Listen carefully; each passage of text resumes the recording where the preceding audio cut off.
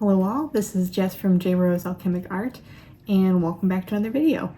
In this one we are doing a continuation of my top 20 board games, and obviously we've already done numbers 20 through 11, but we're going to be focusing on 10 through 1 with this one. So I hope that you enjoy it, but we'll go ahead and get started. So starting off strong with number 10, we have Favor of the Pharaoh. I honestly really enjoyed this one quite a bit. I've played it a lot, mostly because I like the theming of obviously, trying to gain the favor of the Pharaoh, but also I just enjoy rolling dice. So between the art, which you have some very unique little tablet cards here as well, and all of the different powers that you can use, it's just really a fun game. But obviously we will start off with the goal of the game is to win the Pharaoh's favor. Players begin as lowly petitioners with a bit of influence, represented by dice and tokens. As they rise in Egyptian society, they gain influence from more powerful contacts until someone secures the queen's support. The pharaoh then holds court, a final roll-off among the players to win his favor by rolling the most matching dice with the highest value. The player who ends with the pharaoh's favor wins. So, yeah, a really fun, it's pretty easy. It's just a simple dice rolling game, and you're kind of like locking in different dice to hopefully be able to gain new powers. So there's like the Grand Vizier, Good Omens, the Embalmer, lots of fun little stuff. So hi Frenzy, sorry, he wants to partake in the video as well. So ultimately I think it's a really fun game and something that I would definitely recommend playing quite a bit. Moving on to number 9, we have Karuba. Again, really fun, and I love the art style for this one, but it is a fun little like action adventure game where you're essentially uncovering tiles. You have like one person assigned to uncover all the tiles for everyone else as you're playing with friends, and you're hopefully going to make it to the end of whatever exploration track you try to first. So from the official rule book here we have, many moons have come and gone since your boats departed on the journey to Karuba. Once you arrive on the island, each player will lead an expedition team of 4 adventurers. Now you just have to navigate your way through the dense jungle to make it to the temples. Just maybe something of an understatement. The ancient jungle trails have to be found and uncovered first. Hurry up and be the first to reach the temples to collect the most valuable treasures. Many paths have dead ends, and you need to be patient to find what you believe is the best path from the beach to the jungle. Look, a golden nugget and a shiny crystal. You can collect the nuggets and crystals along the path. Will you earn the most points on the pass or by reaching the temples? So again, this one is pretty simple. If you can't tell, I like a general theme of simple games, but yes, essentially you're one person is flipping up all of the tiles and you are choosing where to place those tiles so you can hopefully get your explorers to the end wherever you have decided to place your big prizes here for like the actual reaching of the temples. Or you can also pick up, there are certain tiles that have like crystals and things along the path. So again, really a fun one, and I really enjoy the theme of like exploring a mysterious island. So a fun one for sure. Definitely check it out. Next up on our list, we have Kytoes. You can tell right away I really enjoyed this one because I just love the big block of cheese right on the front. It's very funny. But this one, again, super simple dice rolling game. Essentially, you have a track here, and you and whoever you're playing with are competing to hopefully make it to the finish line first. So you are going to have specific cards, and again, the artwork on these is very fun, so I do recommend looking at those. But you also, this does not come with the actual game, but we have actually purchased a little box here to contain all of the different dice that you start off with 2 different sets of dice here. But you're hoping to hopefully score points so you can buy bigger and better dice and rules. So we're going to start off with the actual formal introduction here. So players take on the role of runners in the annual Cube Cup race. Very fun theme. Each round you roll dice and use the results to run along the racetrack, buy new dice, and use abilities. But you must be careful not to push your luck too much or you could bust. So that is definitely the fun aspect of it, is you're hoping to roll like the best that you can and, make it past all your friends that are on the racetrack. but you also don't want to push too hard and then you end up busting and you can't do anything that round. So very interesting. So obviously the player who reaches the finish space first wins and becomes the new Kytoes champion. So I really enjoyed this one. Again, a very simple theme. It's rolling dice, you know, can't be more fun than that. So definitely recommend checking this one out if you can. On to our next game, we have Abandon All Artichokes. This one is super fun. Oh, almost lost the cover there. But it's a super fun and little unique card game. Essentially, you're trying to abandon all your artichokes. You start off with a hand of artichokes, I believe 10 cards, and everyone in the group obviously starts out with the same hand, but you're picking up hopefully different cards here that are shuffled very well, different vegetables or things if you will, and hopefully the powers that are on the cards will help you to get rid of your artichokes. So again, coming from the rule book here, welcome to Abandon All Artichokes, a fast-paced deck-wrecking card game. Harvest vegetables to build your deck and gain new powers while abandoning artichokes by any means necessary. If you're able to draw a hand free of artichokes by the end of your turn, you win the game. So again, this one is super easy. I really enjoy how light it is, and you can honestly play it in like maybe 10-15 minutes. But the card style and the characters on it are super unique and fun. Obviously they have little faces and things like that. I just think that it's a really cute game. So if you haven't already, make sure to look into it. Moving on to our next game, we have Horrified. Obviously a very spooky themed one indeed.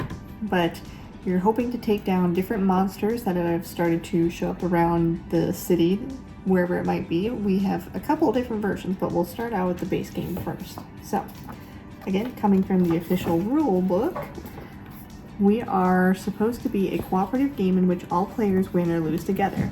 The players win if they defeat all of the monsters they are playing against.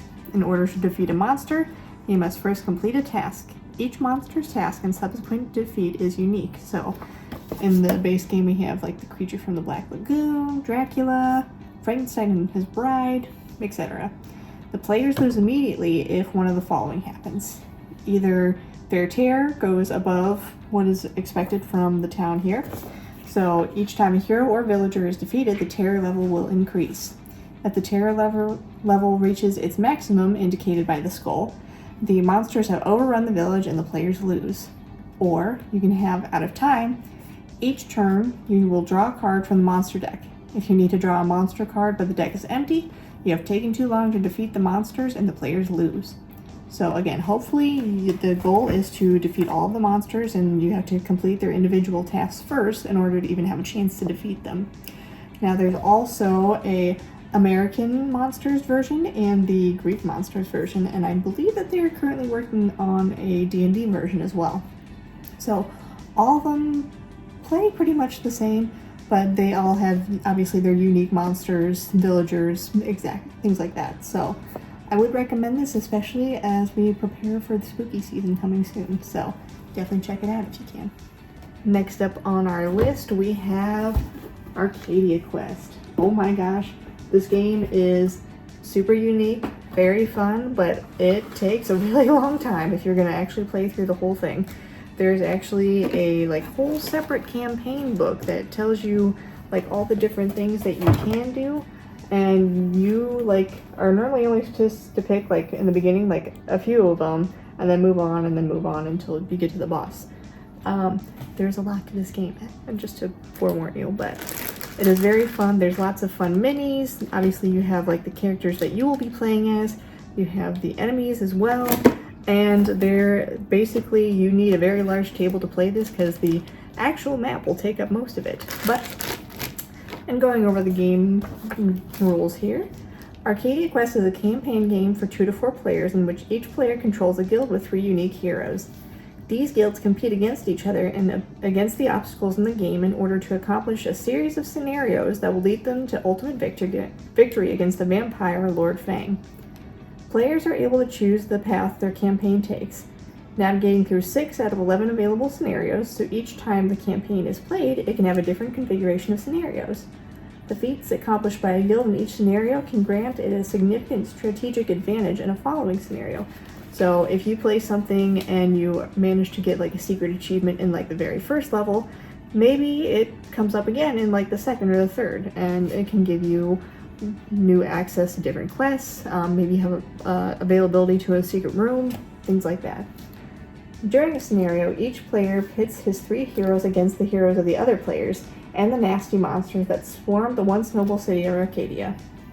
Fulfilling specific quests, finding treasure, and killing enemies, a guild emerges victorious in each scenario, and its heroes are able to evolve and acquire more powerful items and weapons. Over the course of the campaign, heroes will have to prepare themselves if they want to have any hope of surviving the final showdown against the Vampire Lord and his minions. So, this game can be super hard. I do recommend it. It's a really fun game, but I'm pretty sure like the only time I've ever actually gone through a whole scenario, to be fair, I used to work night shift more consistently at the time, but it took all night from about 5 or 6 p.m. until about 6 in the morning. So just be prepared. The sessions can be long, but it's definitely an enjoyable experience. And again, the minis and the characters, everything is super fun and cute. So definitely more of a battle heavy game, but a good time all the same. On to our next game, we have Disney Villainous. Again, if you can't tell, I'm definitely a Disney kid, but I really love all of the game components of this. Obviously, you're playing as one of the different villains that are included in each set. There are multiple different versions, so you have access to a lot of the Disney villains, but in the base set, you have, some of them like Ursula, Jafar, Maleficent, the Queen of Hearts, all sorts of them in there. But obviously, from the rulebook, you take on the role of a Disney villain. To win, you must explore your character's unique abilities and discover how to achieve your own story-based objective. Each villain guide will inspire you with strategies and tips. Once you've figured out the best way to play as one villain, try to solve another. There are 6 different villains and each one achieves victory in a different way. So, like if we're talking about the Queen of Hearts here, for example, she needs to have a wicket at each location on her board here and successfully take a shot.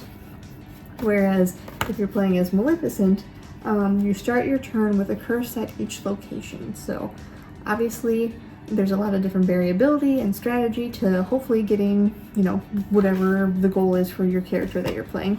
But again, this one is super fun. I really like the cards, the artwork is beautiful, and just, the idea of like you're playing as a villain and maybe actually taking the win that time. It's definitely a unique little theme, so I would recommend checking it out if you can. Ooh, we are coming down to the wire. We're moving on to our top 3 here. So, starting off, we have Paint the Roses. If you couldn't tell, again, obviously I'm a Disney kid. Really enjoyed the theme, and Alice in Wonderland, even though this isn't specifically Disney, but I really enjoy the story of Alice in Wonderland as well. So, our game here actually has basically like a guessing game, but you're trying to be cooperative and help each other figure out exactly what cards you're holding. So you're moving down the crosshairs here and hoping to flip over more unique tiles to hopefully completely fill out your card. So now that we have our map set up a little bit here, obviously you are playing as one of the painters and trying to avoid the Red Queen here from cutting off your head. So you and your teammates have been appointed as the new royal gardeners. Your job is to decorate the royal garden in a way that will please the Queen of Hearts. Unfortunately, the Queen seems to be more interested in removing your heads than having a beautiful garden. Paint the Roses is a cooperative deduction game where you work together with your teammates to stay one step ahead of the Queen's eager axe. So, ultimately, you are picking up different cards that have kind of a symbol or things that should help you figure out exactly what the card is. So, there are easy ones, medium, and hard, but ultimately, depending on which card you pick, those will give you more points. Easier obviously has the least amount of points, up to hard having the most. So, eventually, you're hoping to go across the board here and avoid the Queen, but as you pass the March Hare here, he will move farther down along the track, and the Queen will gain speed and an additional flower as she's chasing after you.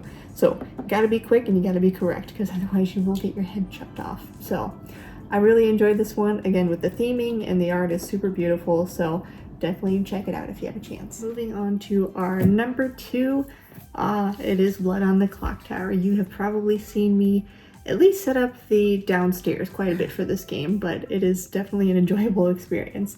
So, during a hellish thunderstorm, on the stroke of midnight, a scream is heard in the sleepy town of Ravenswood Bluff. The townsfolk rush to investigate and find the local storyteller has been murdered, their body hanging limply from the clock tower. As blood drips onto the cobblestones far below, a realization suddenly dawns. A demon is on the loose, killing by night and taking on human form by day. Could good find the demon in time, or will evil overrun this once peaceful town? So, basically, you, depending on what your role is, most often than not, I have played as the storyteller, so I am actually picking out the roles of each individual person that's going to be playing the game. You do need quite a few players for Blood on the Clock Tower, at least over 8 usually, I'd say.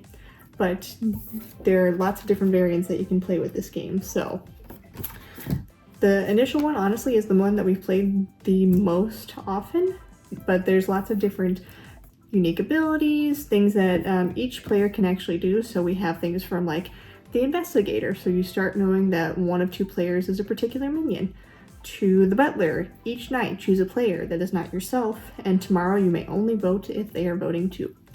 So essentially, there's a demon that is running around in the town, and they are going off and potentially killing off the townsfolk. So during the daytime, we find out that another townsfolk has been murdered, so the group collectively has to kind of work with one another and share, or potentially not share, truthful information in order to figure out who the demon is and try to execute them essentially during the day. If they are unsuccessful, then night falls again and the demon chooses another person to kill. So a very unique and fun game. Again, definitely very spooky themed. I'm not going to pull out the whole game box because it is a chunky thing, but this one is definitely a good one, especially if you have a big friend group or, you know, a bunch of people that you can play with. So if you can, definitely look into it. Or if you're maybe interested in seeing how our own sessions go, let me know in the comments if you'd like to see a version of that for one of my videos. Now, before we get started with our number 1 pick, I figured we'd do a quick few honorable mentions. So, starting off with Marvel United here, this is, again, a big chunky box. I'm not going to open this on video because that would take way too much. But essentially, you are playing as different Marvel characters, whether they be good guys or potentially some bad guys that might be flipping over to the good side briefly. But essentially, you're going to be taking out the villains in different scenarios as they are attacking the city, essentially. So you're trying to defeat their minions and protect the townsfolk and eventually getting a chance at the big bad. So definitely a fun one. I think that there are more variants that are coming to this, so if you have a chance, at least look into it. It's a good time. We also have Spot It. Again, this is a very simple game. There's always only one matching symbol between any 2 cards. Spot it first and you win. So honestly, you can play this from like really young kids up to adults. Really fun time. Obviously, there's actually a bunch of different variants to this game, so hopefully you are picking and winning your choice in hand. And then our last honorable mention is Castle Party. This is more just because I enjoy the theme over the actual gameplay, but it is still fun. So basically, the Pumpkin King is throwing his annual ball for all the monsters in Nightmare World. It is a once-in-a-death time chance to show off your worst outfits. Flip over the cards and try to group the monsters on your board according to their families. Be sure to flip them in the best possible way so that you can enjoy the show in this monstrous flip and write game. So again, I really enjoy the art for this game, and it's just very cute and spooky, so that's just why I enjoy it in particular. But for now, these are my 3 little honorable mentions, so we'll move on to the big reveal as number 1. And finally, we are moving on to the number 1 spot of my board game list. Woo! Okay, so if you were trying to figure it out, and if you don't know me or my art style or what I am interested in, then this might be a bit of a shock, but otherwise, Quacks of Quedlingburg. Ah, it's my fave. It's so much fun. This is something I will always go for. But basically, we'll start off with the story here. Once every year, the city of Quedlingburg holds a 9-day bazaar within its city walls. The country's best miracle doctors and quack surgeons gather in one place to showcase their healing remedies. Smelly feet, homesickness, hiccups, and love problems. These charlatans have a unique cure for whatever ails you. During the game, players draw from their ingredient bag in the hopes of creating the best potion. The better the potion, the more coin that you will have to buy superior ingredients. But be careful, a few too many of these special ingredients and the whole pot could explode. So do you press your luck hoping for that magic elixir, or do you play it safe in the hopes for bigger gains and more valuable ingredients later? That is for you to find out, maybe the hard way. So stockpile your most valuable ingredients and get brewing. Your next potion might be the best one yet. So yes, I really love the idea of like just throwing a bunch of random ingredients into your pot and hopefully making a really fun potion. That idea just makes me super happy. And obviously there are a lot of different variants to this game. There are different tiles ingredients that you can add to your cauldron. There's different player effects with the cards that you'll do every turn. And then there's just lots of unique little spell books that, again, the different ingredients that you have will give you unique things that you can do as your turn progresses. So Quacks of Quedlingburg is definitely my number one. I am like almost always willing to play this one whenever anyone asks, or if anyone was wondering like what's a good game to get started, this will be the one that I recommend. But that's just me. Obviously everyone has their own unique experience and what they like the best, so do let me know what you actually like as well down in the comments. Alrighty, and that is the second half of my top 20 board games as an artist that I prefer. So obviously everyone's going to have their own different varying opinions on what kind of games that they like to play or art styles, things like that. More often than not, that is what usually inclines me to try a certain game, is typically the art style. If I like it and enjoy it, then I'm probably going to reach for that one and maybe try it out and see if I enjoy it. But obviously this is different for everyone. I hope that you enjoyed watching this little narration of me going over different board games. Obviously, I really didn't play many board games growing up. More often than not, it was kind of the basics like your Monopoly, Clue, things like that. It really wasn't until I met my fiance that he obviously ventured out and showed me the world of board games and how many different things there are to play. So it's been something that we've been able to bond with and spend time doing over the course of our 5-year relationship. And it's something that I really do feel helps you to make different connections with unique people in your life. So if you haven't tried any of these games yet, or if you have, please do let me know in the comments below, and maybe let me know which are some of your favorite games. Maybe you have a different list, or you've played some of these, but they were maybe a little bit lower or higher than your and my own list. So I'm very curious what you have to say. But no worries, for the next video, we are going to be getting back into art content. I will definitely be doing more little shorts, obviously, in between by the time this video is uploaded. And we'll also be going to Gen Con. I will probably be there actually when this video is up. So hopefully maybe I'll see some people there, and until next time, I hope you all have a wonderful day.